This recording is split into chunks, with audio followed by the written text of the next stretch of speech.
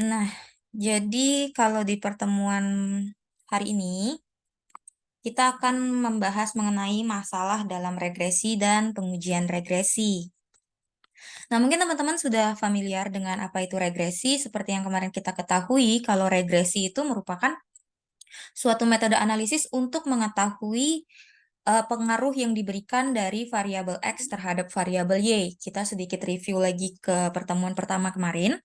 Kalau variabel X di sini itu merupakan variabel-variabel yang memberikan pengaruh atau lebih sering disebut dengan variabel yang mempengaruhi atau variabel independen. Nah, berbeda halnya dengan variabel Y. Variabel Y merupakan variabel yang dipengaruhi atau variabel yang disebut juga sebagai variabel dependen. Oke. Nah, di sini saya ada contoh soal atau contoh kasus. Di sini saya mengambil contoh kasus dari eh, judulnya itu sudah judul penelitian atau judul skripsi, di mana di sini ada seorang mahasiswa yang ingin melihat pengaruh manajemen laba itu sebagai X1, pajak tangguhan, leverage, capital intensity terhadap agresivitas pajak pada perusahaan manufaktur yang terdaftar dalam Bursa Efek Indonesia tahun 2015 sampai tahun 2019. Nah, kalau teman-teman yang ngambil kuliahnya itu seputaran perpajakan, accounting pajak, judul-judul skripsi seperti ini pasti familiar untuk teman-teman, apalagi pengambilan data di Bursa Efek Indonesia. Nah, jadi ini kesempatan teman-teman untuk belajar bagaimana caranya kita mengolah data-data yang ada di BEI untuk kita masukkan ke dalam metode analisis regresi linear ya, teman-teman. Jadi, nanti untuk PPT-nya dan juga untuk file Excel-nya akan saya share, karena ini sedikit berbeda dengan apa yang ada di modul. Kalau di modul itu seperti yang kemarin, contoh soalnya itu contoh soal yang sederhana. Mungkin kalau di sini agak sedikit lebih kompleks karena ada beberapa hal seperti prauji yang tidak ada dijelaskan di dalam modul. Kalau di modul, di sini saya masukin satu slide dulu ya. Ini sedikit pengantar. Sorry. Nah, kalau di modul itu uji asumsi klasik yang kita punya itu ada normalitas, heterokedastisitas, multikolinearitas, dan autokorelasi. Nah, sedangkan di pertemuan kali ini kita ada tambahan, yaitu uji ini asumsi klasik ya teman-teman. Nah, kalau yang di pertemuan kali ini, itu kita ada tambahan satu uji yang disebut sebagai prauji. Jadi prauji itu sebenarnya meliputi asumsi klasik, cuman biasanya ada tambahan satu, yaitu di sini kita ingin mengeluarkan data outlier atau data-data yang memang terlalu jomplang dengan data yang kita punya. Maaf, maaf kita langsung baca chat aja ya. Maaf Kak, modulnya ada di mana ya? Kalau teman-teman mau lihat modulnya ada di Classroom, di Google Classroom. Mungkin teman-teman bisa buka di grup. Itu ada link yang masuk ke Google Classroom. Di situ sudah ada video-video YouTube tentang pertemuan dan juga ada modul-modul pertemuan untuk SPSS. Seperti itu ya teman-teman. Nah, jadi kita kembali lagi.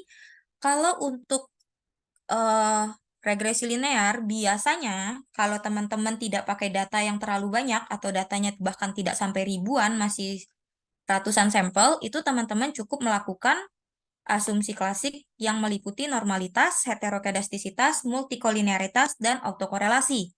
Nah, tapi di sini saya ingin teman-teman juga paham kalau data kita ada banyak atau ada banyak di atas 100 atau mungkin hampir menyentuh 100, di atas 100, 150 dan ke atas, itu kita perlu menggunakan salah satu prauji yaitu kita harus mengeluarkan data outlier. Karena sebenarnya data outlier ini akan mengganggu hasil uji asumsi klasik kita yang membuat biasanya data tidak normal, mengalami heterokedastisitas, mengalami multikolinearitas, dan sebagainya. Nah, sehingga salah satu ketika kita sudah melakukan uji asumsi klasik dan ternyata data kita tidak normal, kita bisa coba melakukan eh, membuang data-data outlier yang kita miliki. Seperti itu ya, teman-teman. Nah, jadi di sini juga saya ingin membahas sedikit tentang autokorelasi.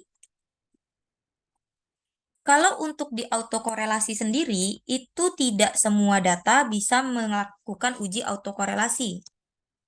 Di sini saya tulis ya teman-teman, tidak semua jenis data bisa diujikan dengan autokorelasi. Nah, seperti yang mungkin teman-teman juga sudah ketahui, ada beberapa jenis data, seperti ini kita bedain dulu. Yang pertama itu ada yang namanya data time series. Yang kedua ada data panel atau panel. Yang ketiga ada data cross-tab. Oke, jadi singkatnya data time series di sini merupakan data-data yang tersusun atas periode waktu tertentu. Data panel di sini adalah data-data yang diambil pada satu periode waktu. Nah, kalau cross-tab di sini merupakan data gabungan antara data panel dan data time series. Nah, di sini kelihatan ya teman-teman. Jadi data time series itu data yang tersusun atas periode waktu tertentu, data panel ini data yang diambil dalam satu periode waktu, sedangkan data cross-tab itu gabungan antara data time series dengan data panel. Jadi yang bisa dilakukan dengan pengujian autokorelasi adalah data time series. Oke? Atau yang dengan kata lain, pengujian autokorelasinya itu sah, bisa dipakai. Nah, namun nanti kita kan akan coba melakukan autokorelasi ya teman-teman, uji autokorelasi. Kita akan lihat kalau misalnya dalam pengujian data panel dan juga data cross-tab, kedua data ini tidak wajib untuk melakukan autokorelasi. Yang cross-tab juga tidak wajib. Nah, jadi ketika teman-teman melakukan pengujian autokorelasi dan ternyata hasilnya kurang bagus, ketika teman-teman menggunakan dua jenis data ini, itu tidak apa-apa, karena nanti jurnal pendukungnya akan saya kirim di grup juga ya teman-teman, atau akan saya sampaikan ke admin untuk dikirimkan ke grup untuk jurnal pendukungnya. Jadi, data seperti apa sih yang bisa dikatakan sebagai data time series? Data seperti apa sih yang bisa dikatakan sebagai data panel? Jadi di sini kita coba untuk bedah data dulu sebelum kita masuk ke contoh soalnya ya teman-teman. Jadi kasarannya data time series ini kan merupakan data-data yang tersusun atas periode waktu tertentu. Jadi misalnya kalau kita kembali ke soal, di sini kan dikatakan pada perusahaan manufaktur yang terdaftar di BEI tahun 2015 dan 2019 sampai dengan 2019. Nah, di sini ada periode waktu. Tapi dengan catatan kalau perusahaan manufaktur yang terdaftar ini hanya satu perusahaan saja, jadi kita bisa tentukan. Misalnya perusahaan A. Pada perusahaan A yang terdaftar sebagai perusahaan manufaktur yang terdaftar pada perusahaan bursa efek manufaktur dalam Bursa Efek Indonesia. Nah, di sini kita ada menyebutkan satu perusahaan, perusahaan A. Sudah ada nama perusahaannya dalam rentang waktu 2015 sampai 2019. Berarti kita hanya meneliti satu perusahaan selama periode 5 tahun. Kita lihat manajemen labanya, kita lihat pajak tangguhannya, kita lihat leverage, capital intensity, dan agresivitas pajaknya. Oke, kalau seperti ini disebut juga dengan data time series, karena hanya satu perusahaan dalam rentang waktu tertentu, 2015 sampai 2019. Oke? Tapi, ketika contoh soalnya berubah, pada perusahaan manufaktur yang terdaftar dalam Bursa Efek, pada tahun 2015 saja. Berarti ada banyak perusahaan manufaktur, misalnya ada 30 perusahaan, itu semuanya kita uji. Tapi hanya dalam 1 tahun, 2015. 30 perusahaan dalam 1 tahun. Itu berarti merupakan data panel, karena tahun ujinya hanya 1, tapi sampel perusahaannya banyak. Oke, di sini ada perbedaannya ya teman-teman. Nah, ketika data kita adalah seperti ini, gabungan. Jadi kita melihat perusahaan-perusahaan manufaktur yang terdapat pada Bursa Efek Indonesia, itu merupakan data panel. pada tahun 2015 sampai dengan 2019 itu adalah data time series. Sehingga ketika data panel dan data time series ini digabungkan, ini disebut juga dengan data cross-tab atau data gabungan. Oke? Karena di sini kita datanya data gabungan, sehingga nanti untuk pengujian asumsi klasik itu, pengujian autokorelasi, hasilnya mau bagus atau tidak bagus, itu tidak wajib untuk ditampilkan dan tidak wajib untuk menentukan apakah data kita bisa digunakan untuk regresi atau tidak. Oke, sampai di situ ya teman-teman. Itu untuk pembukanya.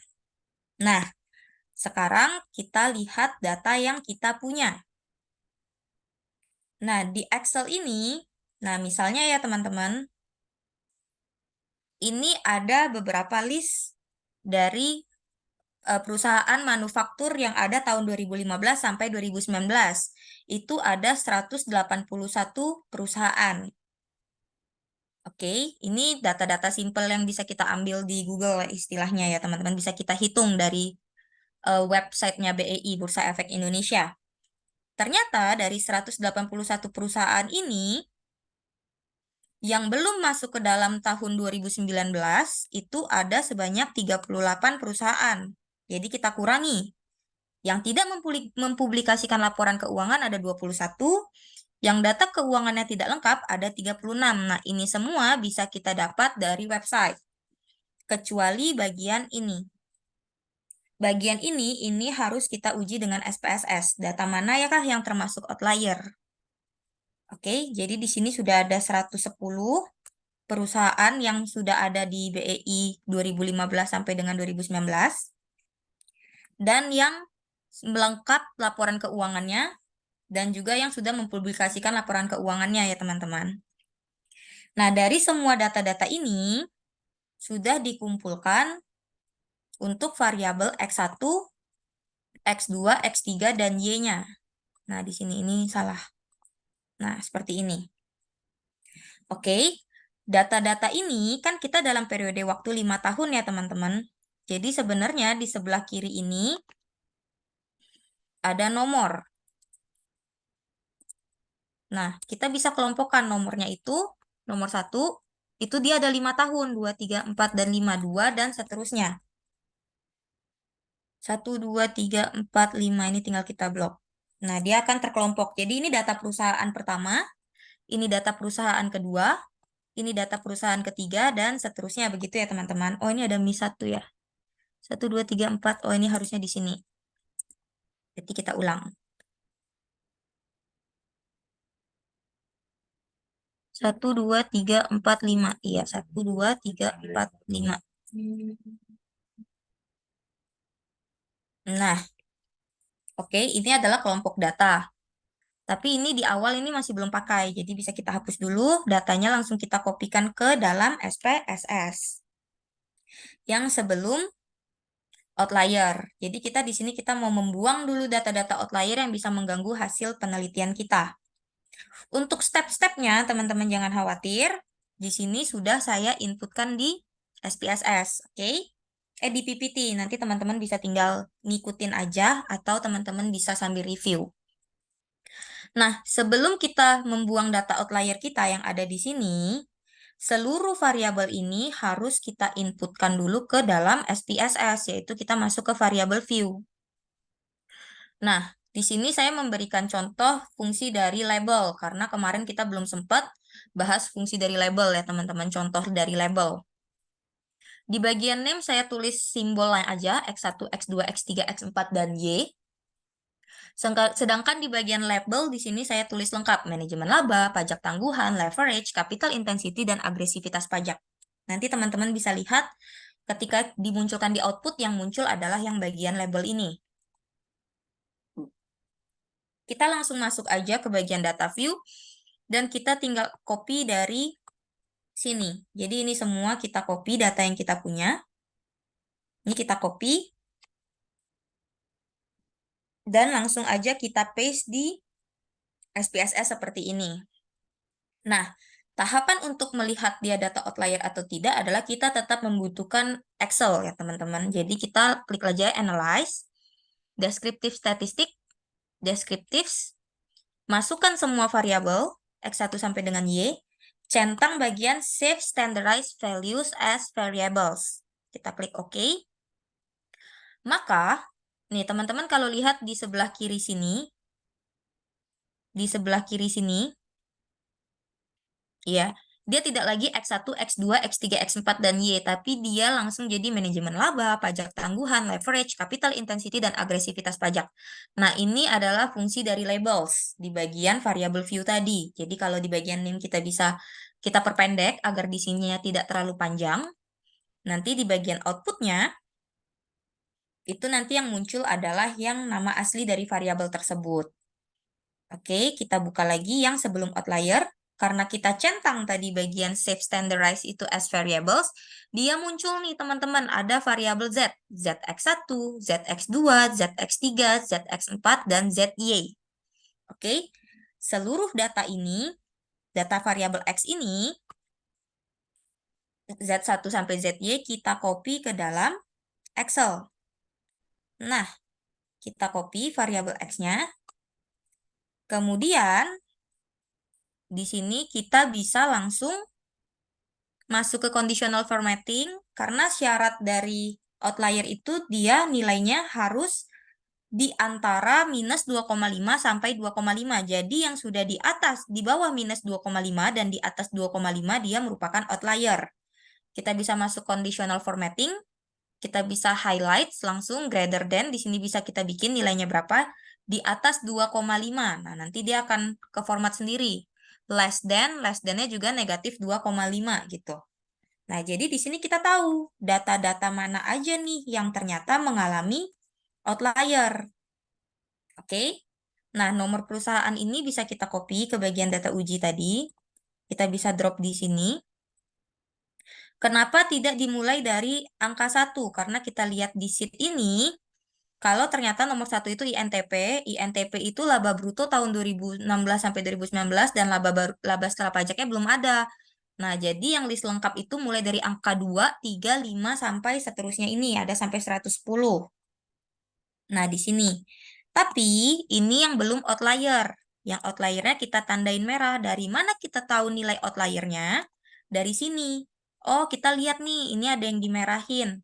Berarti dia nomor 3. Data nomor 3 nanti harus kita hilangkan semuanya, 5 tahun, 5 tahunnya. Nggak bisa cuman ini aja. Nggak bisa cuman 2 baris ini aja. Harus seluruhnya kita buang. Nomor 11 juga ternyata ada outliernya nih. Ini harus kita buang datanya. Terus nomor 17, nomor 18, nomor 19, dan seterusnya. Kita harus lihat satu-satu ya teman-teman di sini yang mana yang outlier. Lalu kita list di sini, kita masukkan ke list. Oh, ternyata nomor 3, 11, 17, 18, 19, sampai 101 ini mengalami outlier. Karena kita sudah tahu dia mengalami outlier, dari data uji ini, nomor berapa aja tadi itu harus kita buang. Nomor 3 kita buang, kemudian nomor 11, nomor 17 kita buang. Sehingga kita bisa dapat data baru yang sudah bebas dari outlier. Nah, ini adalah data baru yang sudah bebas dari outlier. Jadi kita buang-buang ini tadi kelompok data nomor 3, perusahaan nomor 11, perusahaan nomor 17, perusahaan nomor 18, sampai 18 perusahaan ini kita buang. Nah, jadi di sini kita sudah bisa isi perusahaan yang mengalami outlier itu ada 18 perusahaan. Sehingga total-totalnya, total akhir sampel kita itu cuma ada 68 perusahaan. 68 perusahaan kita kalikan dengan 5 tahun pengamatan, jadi jumlah total data kita ada 340 data. Oke, di sini itu totalnya ada 340 data. 340 data perusahaan ya teman-teman nih. Kalau kita lihat di bagian count-nya, di sini udah 340 sesuai dengan perhitungan kita. Nah, sekarang barulah kita bisa masuk ke bagian asumsi klasiknya. Oke, di sini saya sudah buat satu file baru, yaitu BA regresi setelah outlier. Jadi, agar tidak rancu, yang sebelum outlier saya close dulu ya teman-teman. Nah, outputnya juga kita tutup. Nah, ini nanti akan kita munculkan. Jadi di sini saya clear dulu. Oke, jadi untuk bagian variabel view-nya masih sama aja. X1, X2, X3, X4, Y, dan manajemen labanya juga masih sama aja. Tapi yang bedanya kita punya data view yang baru. Yang jumlah datanya itu ada di 340 data. Sorry teman-teman, laptopnya tiba-tiba nge-lag. Wah. Nah,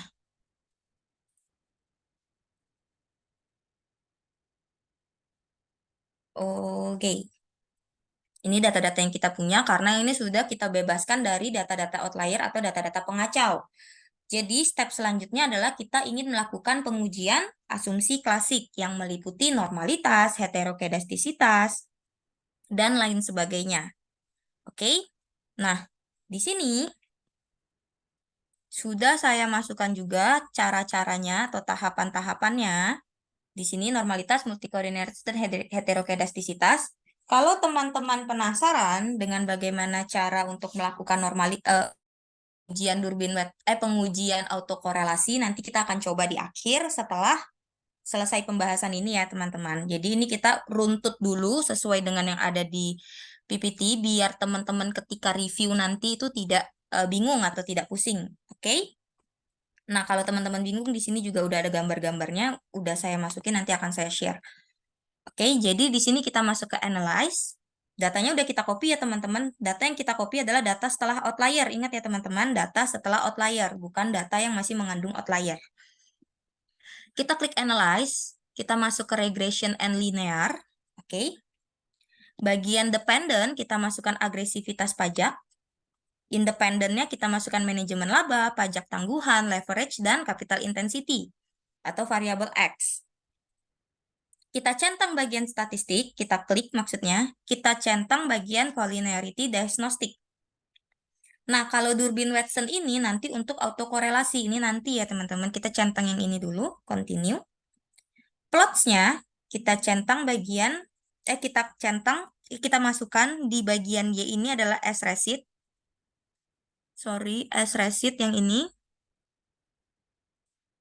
Kita balikin dulu ke Y dan yang Z-pred ke X.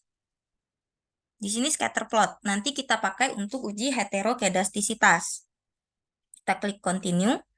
Bagian save-nya kita centang yang unstandardized residual. Oke, kita klik continue. Ini akan memunculkan variabel res_1 untuk melakukan pengujian normalitas. Kita klik OK. Nanti akan muncul satu variabel di sini. Nah, di bagian output juga sudah muncul banyak banget. Nanti kita akan bahas satu-satu. Nah, kita langsung kerjain dulu normalitas sekalian, baru kita bahas ya teman-teman. Kita masuk ke non-parametric test, one sample KS. Masukin unstandardized residualnya tadi, kita pakai Kolmogorov-Smirnov test. Di sini kemudian kita klik OK dan akan muncul nilainya di sini, NPAR test.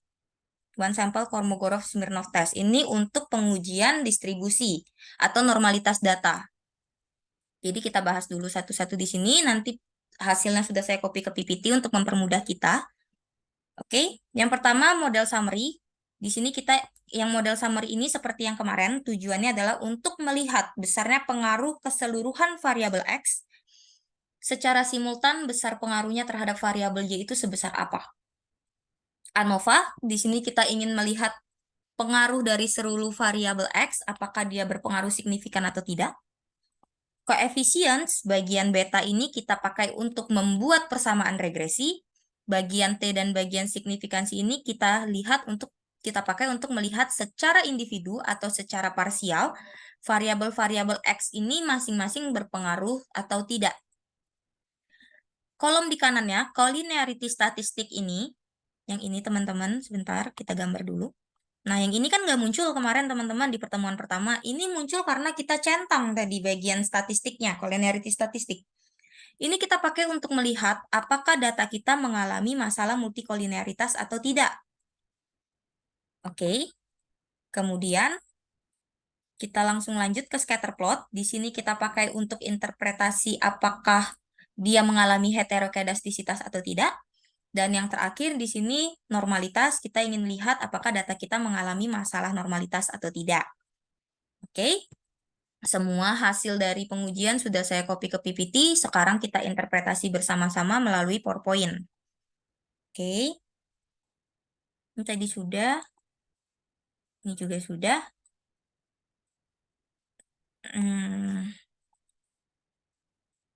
Nah, untuk uji normalitas.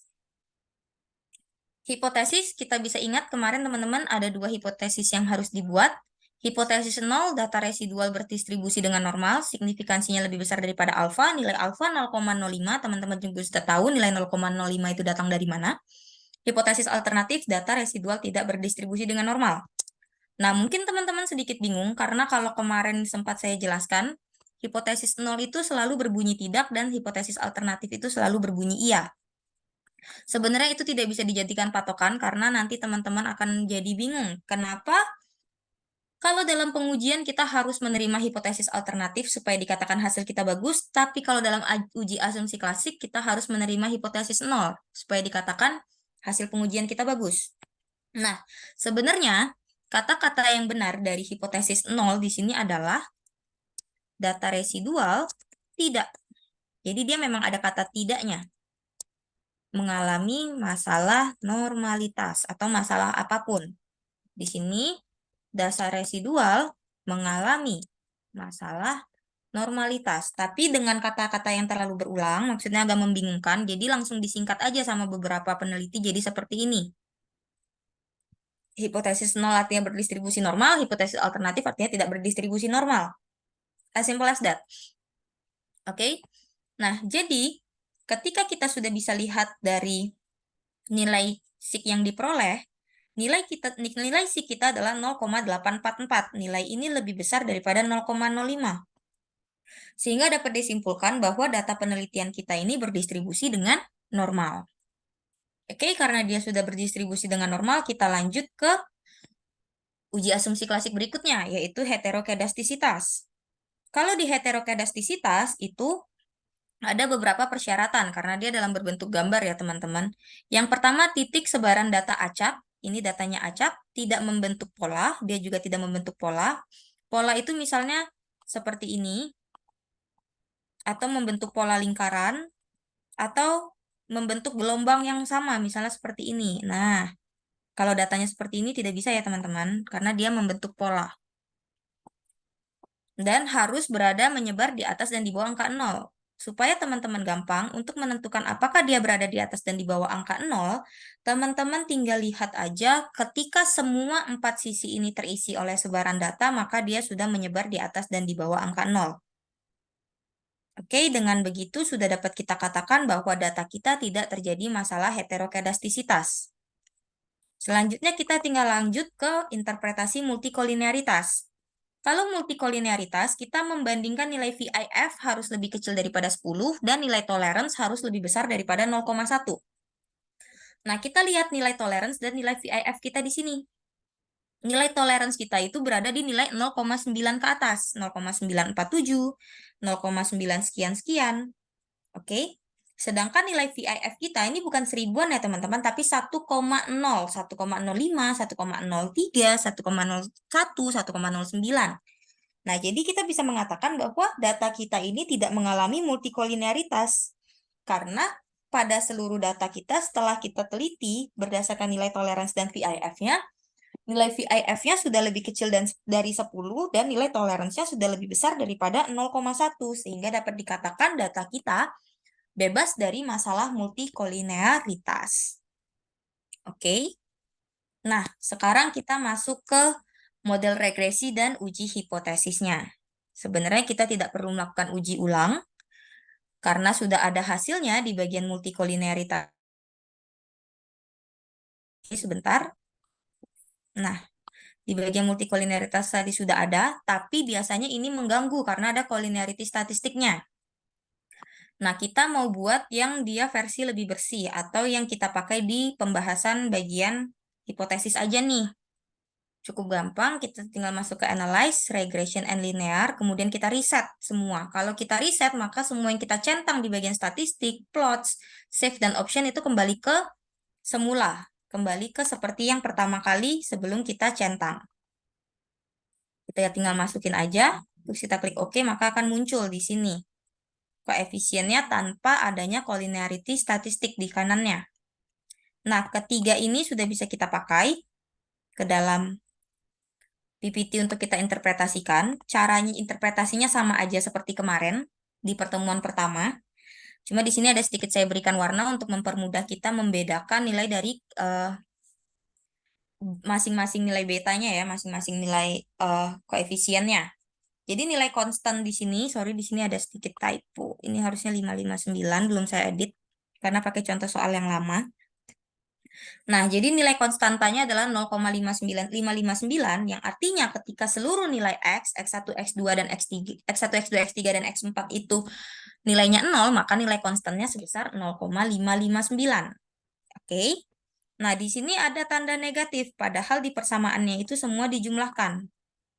Karena pengaruh yang diberikan oleh X1 itu adalah pengaruh negatif. Teman-teman bisa lihat di bagian tabel ini. Nah, pengaruh yang diberikan X1 dan pengaruh yang diberikan oleh X3, manajemen laba dan leverage itu sifatnya negatif, sehingga dalam persamaannya kita ikutin nilainya jadi negatif. Untuk selebihnya sama, ini artinya X1 memberikan pengaruh negatif sebesar 0,3945, yang artinya ketika ada peningkatan X1, maka akan ada penurunan Y.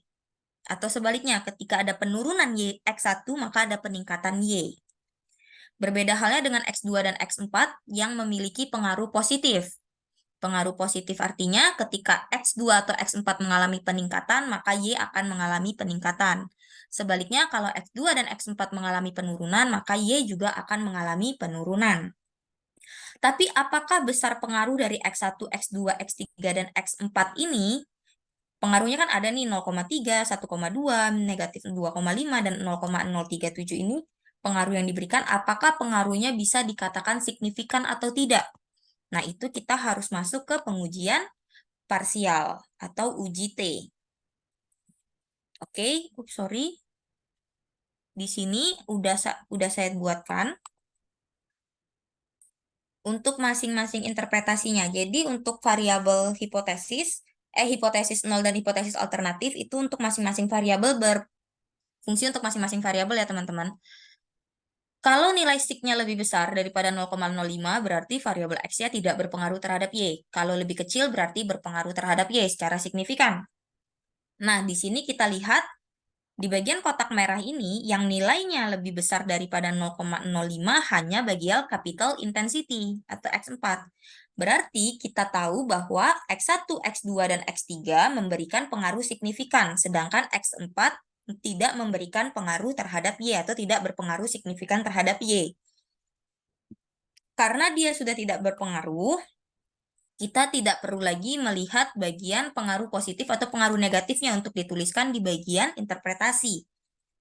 Nah, kita tinggal fokus ke X1, X2, dan X3. Di sini, seperti yang kita lihat tadi di persamaan ini, X1 dan X3 memberikan pengaruh negatif. Manajemen laba. Nah, di sini belum saya edit. Oke, X2-nya yang positif, X3-nya yang negatif. Kita save dulu. Nah, jadi kita bisa bilang, si variabel X1 atau manajemen laba itu memberikan pengaruh negatif signifikan karena dia berdasarkan nilai sig-nya dia signifikan ya teman-teman. Negatif signifikan terhadap Y. Arah pengaruh dilihat dari nilai koefisien atau nilai betanya, unstandardized coefficient beta ini. Di sini juga bisa teman-teman tambahkan terhadap Y sebesar. Nah, di sini boleh negatif. Karena di depannya sudah ada pengaruh negatif, berarti tidak usah ditulis lagi sebesar 0,345. Nah, tapi biasanya ini tidak ditulis. Jadi hanya arah pengaruhnya aja, negatif atau positif. Oke, kita lanjut ke ANOVA. Kalau uji ANOVA di sini kita cukup lihat aja nilai sig-nya. Kalau lebih besar dari 0,05 berarti tidak ada pengaruh simultan, lebih kecil ada pengaruh simultan. Karena dia lebih kecil berarti di sini dikatakan ada pengaruh simultannya. Nah, karena ada pengaruh simultannya, kita mau lihat seberapa besar sih pengaruhnya. Kita masuk ke sini, model summary. Nah, nilai R-square-nya ada di 11,2%, yang artinya X1, X2, X3, dan 4, ternyata dia memberikan pengaruh yang besar, yaitu sebesar 11,2. Sorry, ini salah ya. 11,2% pengaruh yang diberikan oleh si X1, X2, X3, dan X4 terhadap Y. Yang menandakan masih ada sebanyak 88,8% lainnya itu dipengaruhi oleh variabel lain di luar penelitian ini. Nah, kalau misalnya ditanyain, bukannya kalau dia 50% ke atas ya baru bisa dibilang dia itu memiliki pengaruh yang simultan. Belum tentu. Karena kita tidak tahu sebaran variabel manakah yang punya pengaruh paling besar. Seperti itu. Oke, jadi bisa kita bedain ya teman-teman. Kita anggapan aja ada 100 variabel fix variable di satu penelitian ini, di satu dunia ini ada 100 fixed variable. Berarti kan kita nggak bisa patokin, oh satu variabel ini masing-masing pengaruhnya 1% nih. Kalau saya meneliti sebanyak 50 variabel, sudah pasti saya memiliki 50% pengaruh. Oh, belum tentu seperti itu, karena ada variabel yang pengaruhnya lebih besar dan ada variabel yang pengaruhnya lebih kecil.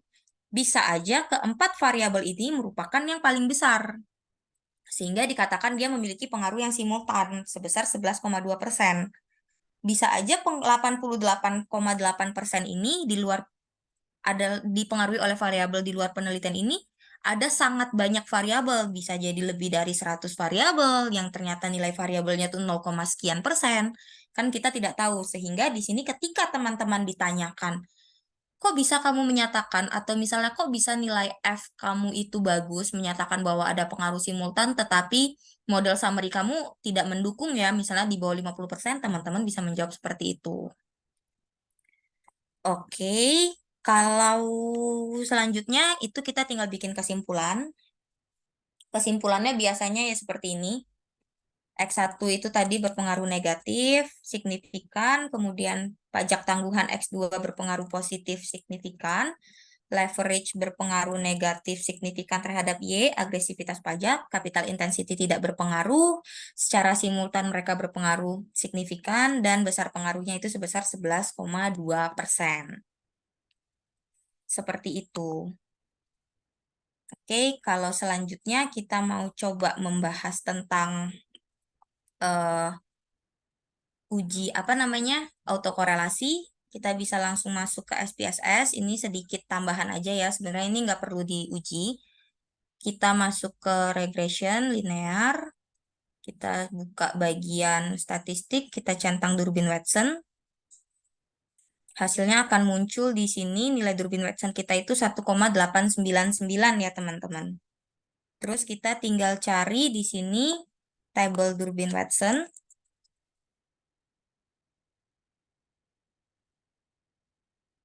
Nah, kita buka, kita lihat sampel kita ada berapa.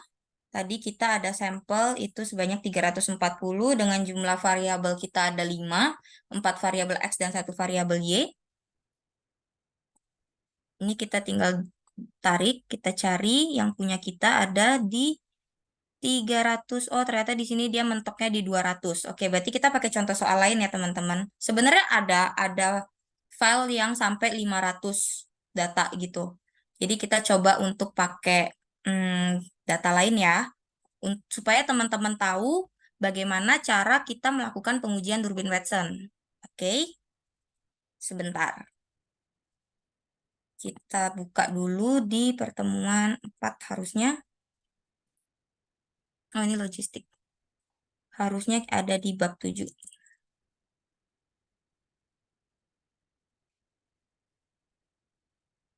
Oke, ntar ya teman-teman belum kebuka.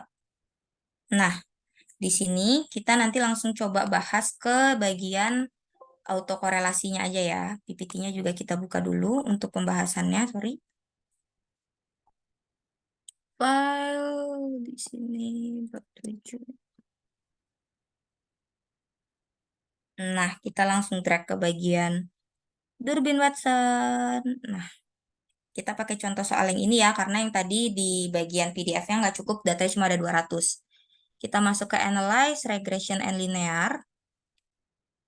Oke, kita masukin ke sini. Durbin Watson-nya kita centang, kita klik OK. Maka akan muncul di sini nilai Durbin Watson-nya 1,294. Karena sebenarnya Durbin Watson itu nggak cuma satu metode, dia ada 3 metode. Nanti kalau waktunya cukup, kita coba bahas ya teman-teman. Kalau nggak cukup, nanti teman-teman bisa baca di modul. Oke, di sini nilainya 1,294. Kita bisa langsung buka ke sini. Ini tabel tadi.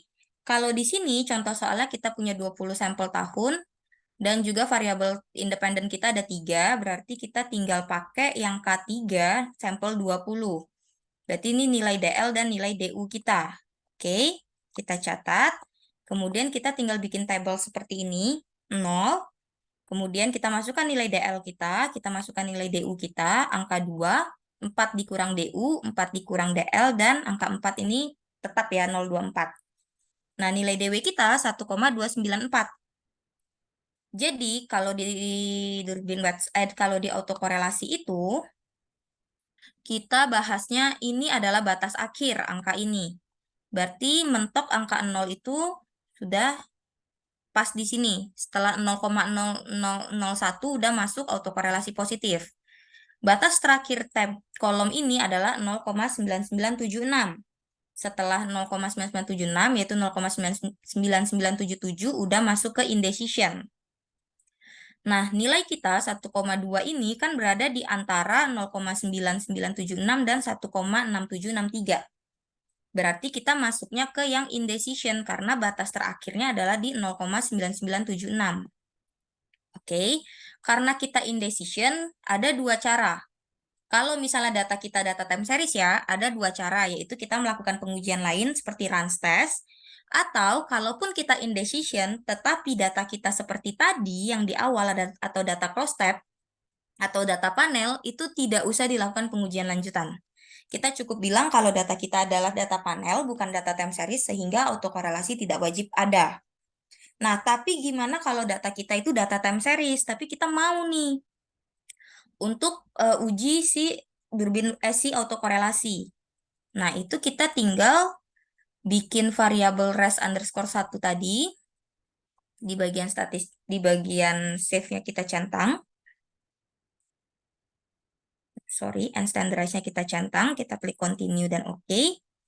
Nah, akan muncul variabel baru, kita tinggal analyze non-parametric test, runs test, masukin runs test, terus jalanin.